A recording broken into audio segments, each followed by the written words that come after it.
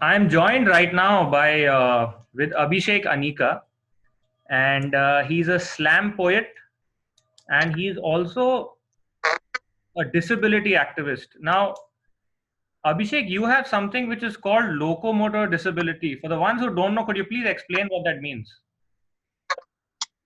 So basically, I have scoliosis, which is the curvature of my spine is curved, and because of that, my I have impairments in my locomotor abilities, which basically means that I have problems walking normally, and it also affects my other bodily parts and systems. So that's basically what it is, and so I'm categorized as someone with locomotor disability.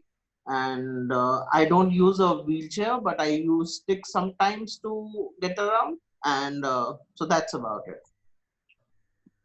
And you had this from what age? Did you have this right from the beginning? Is it something which developed? So my scoliosis was congenital. That means it was from birth, but it started deteriorating when I turned 20. So, and after that, there has been a progressive deterioration, and it has started affecting the rest of my body parts and movements. So this has been a very gradual, slow process of becoming impaired and not being able to walk properly and walk for substantial amount of time. And also it affects my bowels and other movements like that. So it gets very complicated, and I have to take many precautions because of that. And my lifestyle is completely altered because of this disability. Right, right. And during this current during the current coronavirus outbreak which has happened, how has that sort of um, I mean, it's obviously affected everyone. For you, how has it impacted you?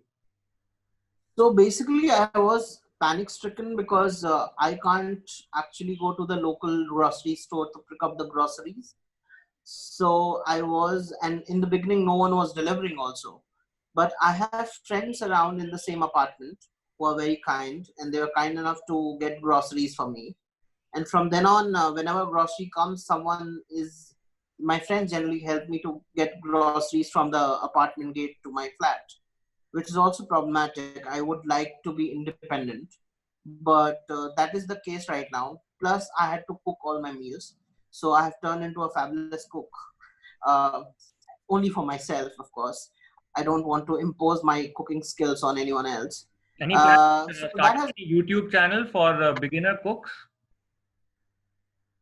uh, yeah, I think it was a lot of hit and trial. It was a lot of experimentation and long calls with my mother sometimes to just get the idea of which masala to use, because Indian cooking can get very complicated with all the ingredients involved, Right, and a lot of practice. I think now I'm an expert roti maker, so that is a big achievement for me during the lockdown. okay, right. So Now, that was yeah, yeah, tell me, continue. yeah, that was mostly the thing. But of course it's also isolating as a person with disability and some form of chronic illness also. I have recurrent UTI, so I'm always which is urinary tract infection because of an internal organ disorder. So I'm always worried about getting an infection, getting hospitalized. And right now it's a very scary situation, because if you are hospitalized, then you have chances of getting corona. And because of comorbidities, most disabled people are at risk right now. So it's quite difficult and challenging for people. And it's isolating as well. Right, right. And I remember a few years back, I attended one of your. I'd gone to a slam poetry event, and I saw you performing there. And from the very first line of your performance, the one thing which anybody would notice is that there's a lot of sarcasm. There's obviously a lot of reality. It's very acidic, and it really it hits the nerve.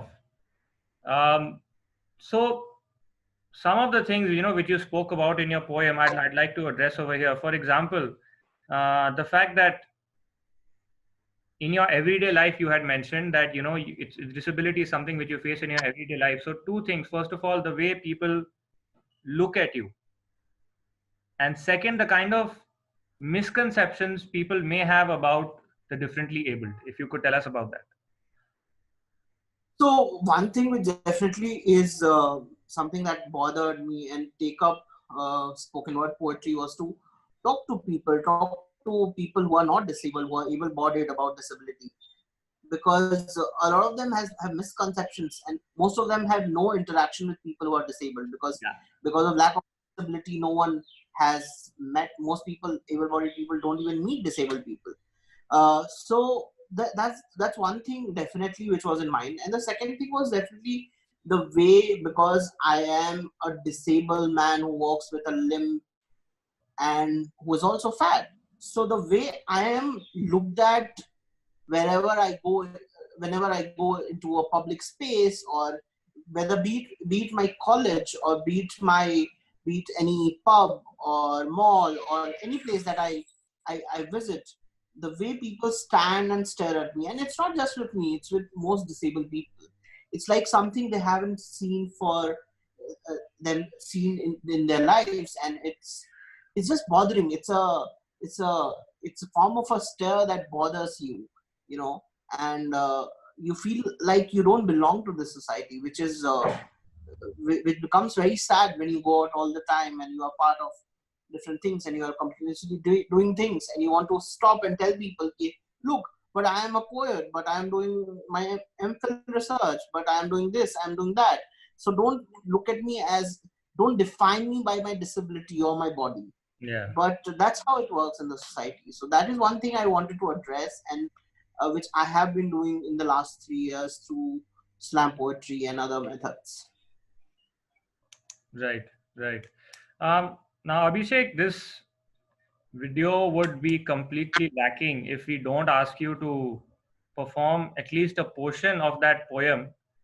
So, if for the people you're watching, people who are watching this, if you Okay. could perform a portion of that poem, yeah. Yeah. So it's one of the first poems I started performing, and I would definitely like to share it with you and your audience. It's called "You See." Disabled. Can I just call myself a cripple? I know it's insensitive, but I promise I will use it only for myself. You see, no matter by what name you call me, no matter by what term you sell me, your mask comes apart as soon as you have one look at me.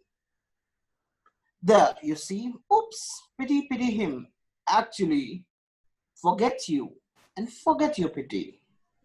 And no, I don't want you to write a profile about me and inspire loads of people who are gullible enough to flip through an article and get inspired. Pardon me, but is getting inspired a metaphor for getting an orgasm?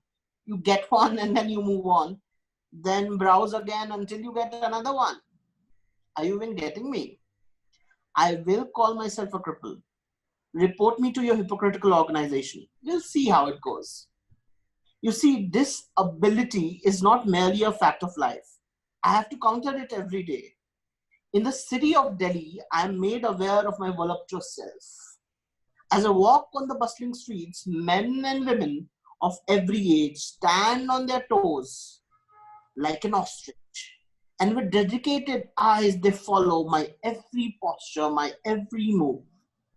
Without any trace of tenderness, unforgiving and transfixed, these eyes make me the star of some unknown showmanship. Perhaps it's my hump, or maybe it's a crooked leg.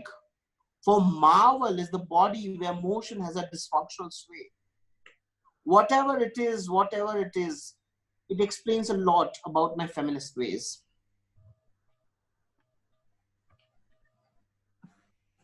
I'm going to leave the comments and thoughts to the viewers in the section below once this video is released. But thanks for talking to us, Abhishek, and all the best for the future and for whatever recipes you're going to be working on. Yeah. Thank you. Thanks a lot. Pleasure talking to you always, Kabir.